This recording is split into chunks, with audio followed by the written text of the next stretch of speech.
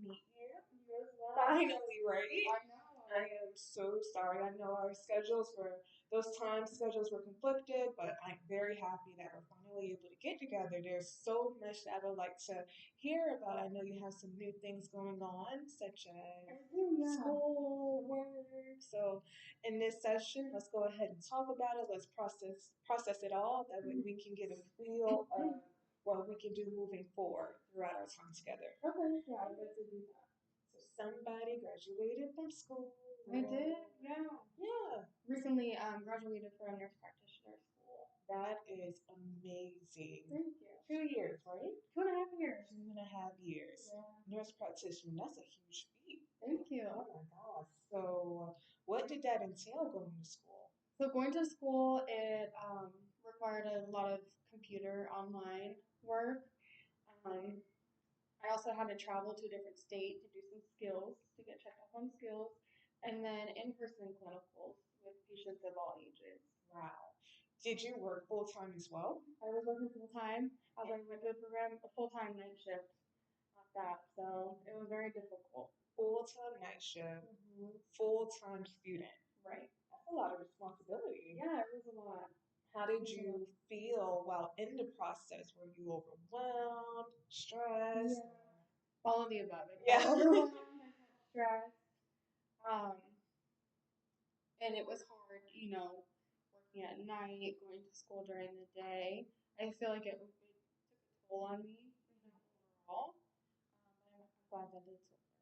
Yes. Not only is it over, but you overcame, right? Right. Like I said, like I hope you know that is so amazing. I'm very proud of you. Thank you. Do you have a job now as a nurse practitioner? Yeah, at the hospital. Okay, good, good. And how has that been going so far? So I was really excited to start the position. This has been my goal, and we talked about how hard I worked for it. But I noticed that all of my coworkers, they're males. I'm the only female nurse practitioner.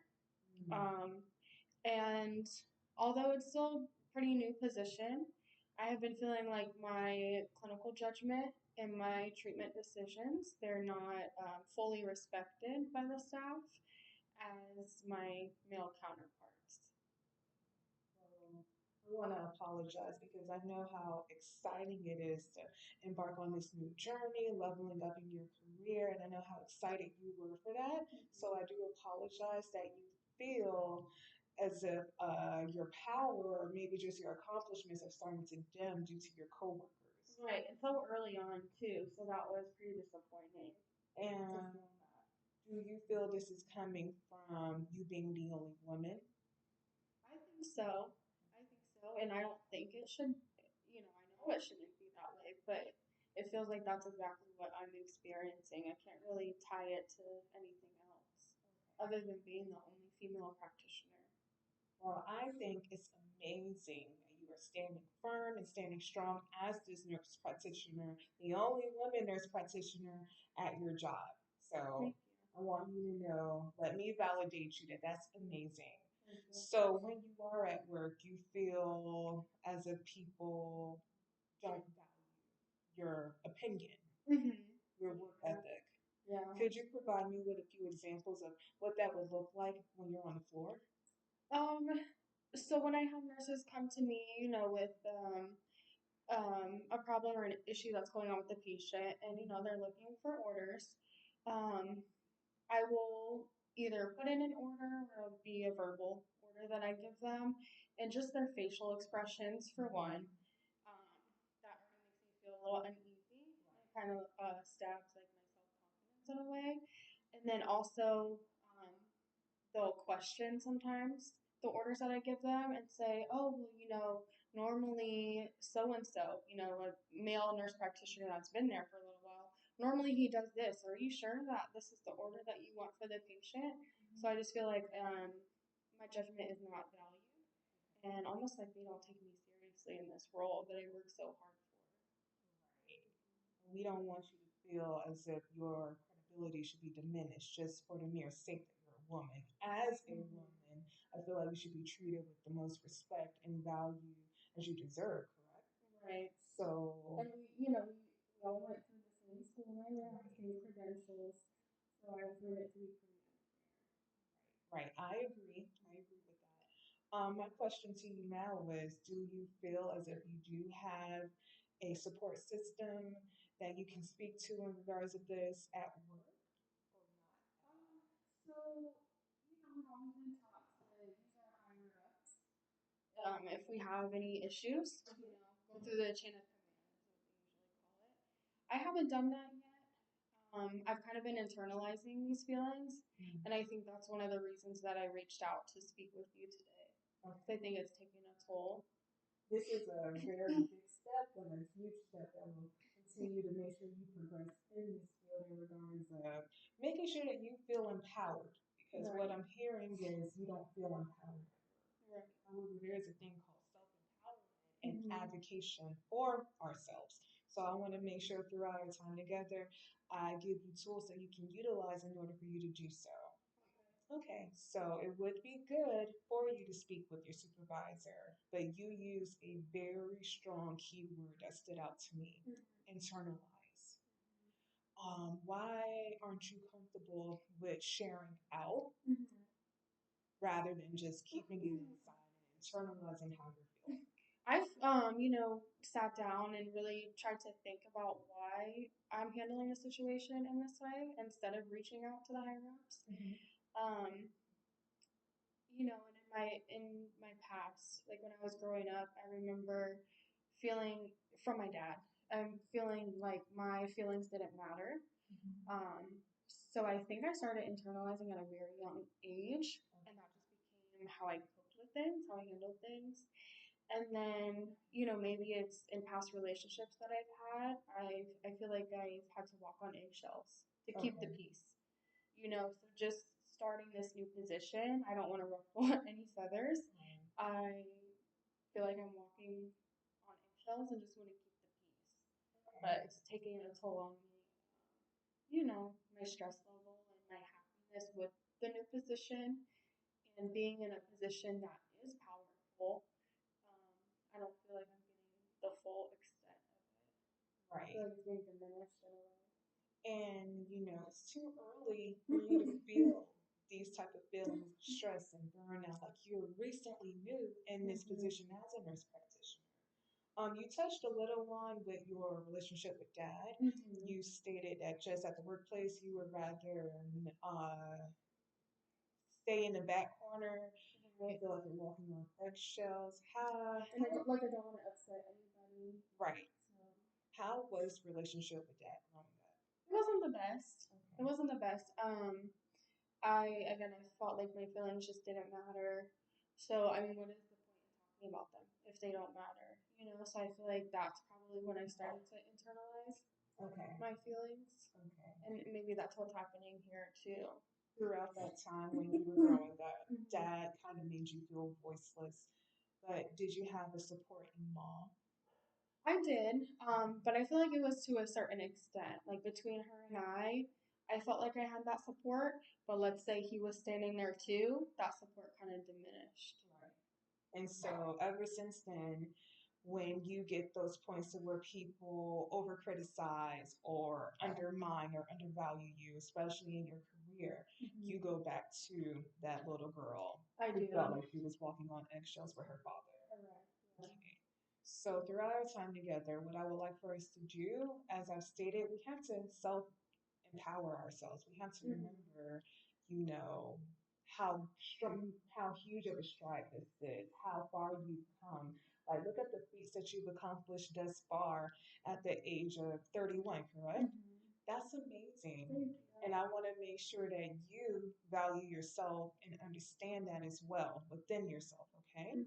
So maybe you and I can cultivate some coping strategies and mechanisms to make sure we go by step at our own pace that's going to be workable, right? Right. So I know you said support system, you don't really have one at work.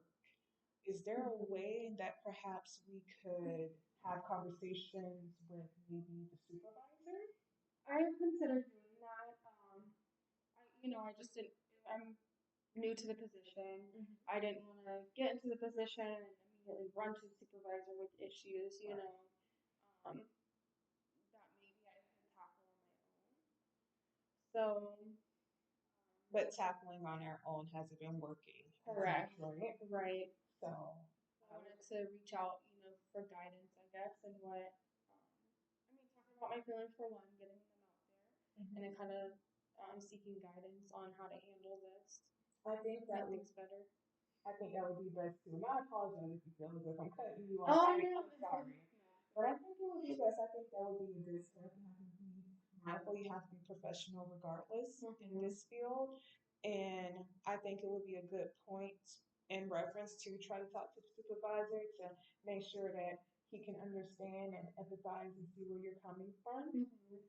However, because I understand the examples that you provided, if you feel as if that's not something that we could do, maybe we could go to somebody who is higher than your supervisor.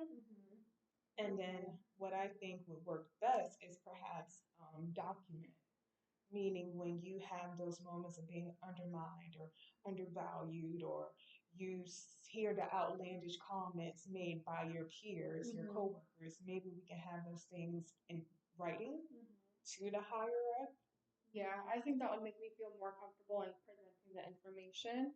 Otherwise, it's just kind of, me just expressing feelings. And again, who really cared about those when I was growing up. So I kind of, I don't want to experience that again. So if I have the facts written down, principal facts even, then I think that would be a good solution. Yeah. I think that could be a good step in your career wise. However, I also want to make sure that you understand that this is also a form of self empowerment. You gaining self empathy for yourself, and you are advocating for yourself in this regard.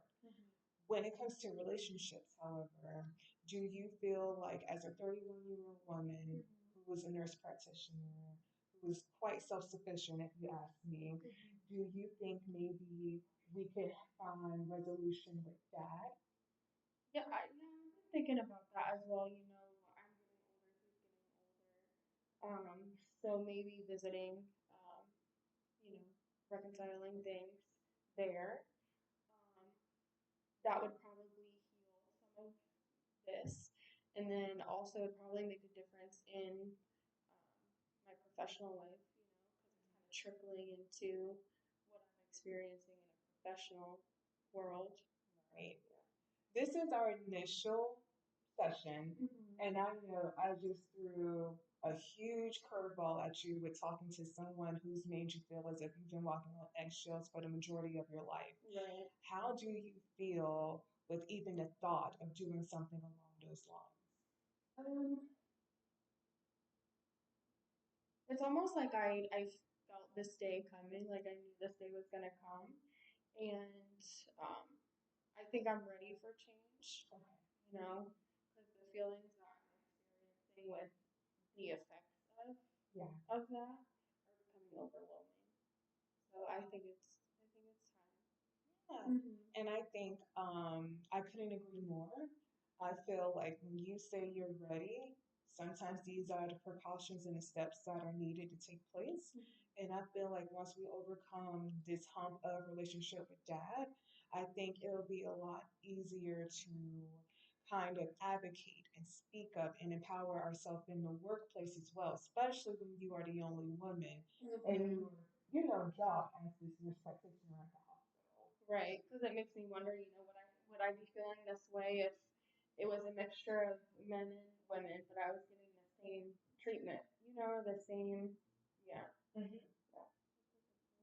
So definitely don't have to do it today. Don't have to do it tomorrow. But I would like to develop a plan where we're prepared to take that step to have conversation with dad when it's needed or destined to happen. Okay, I don't want to prolong it, but I don't want to rush you into something you're not ready for. That's not what this is about. This is our initial conversation, just getting to the root of what's going on and how we can progress and work over those things. Sure. And maybe I can kind of prepare myself too, maybe by journaling and like that. I'm very glad you mentioned that. That was actually going to be one of my homework assignments for you. I can throw out all the validation and the affirmations for you, Mm-hmm. but I want to make sure that you can look in the mirror and receive those feelings as well when you look into it by yourself. So, what I would like for you to do is to start journaling maybe on a daily basis, every other day. But the next time I see you, I would like to see a product of you kind of just writing out how you feel about yourself. True, authentic feelings. Mm-hmm. That way we can process it and we can work on how we can overcome for advocation and empowerment. That way, when it comes to conversations with family, such as your dad, or conversations with coworkers, like your supervisor, we'll be able to be a little more confident in who we are. Yeah, I think that's a good idea. And then I've also heard people, making little sticky notes, writing little affirmations on them. So I haven't tried that yet, but I thought maybe that would help as well. I think that would be something beneficial for you too. I like how we're throwing out these ideas, and this is literally day one. Yeah. And you're coming up with things on your own, right? Mm-hmm. I think this is really good. We're off to a really good start. Oh, good. All right. Well, I want to let you go. Okay. Remember, your homework is to ensure that you self journal, reflect on how you're feeling throughout the week. Next time you come back, we'll process some of those feelings. Okay, sounds good. Thank you again. Thank you. Whoa, that's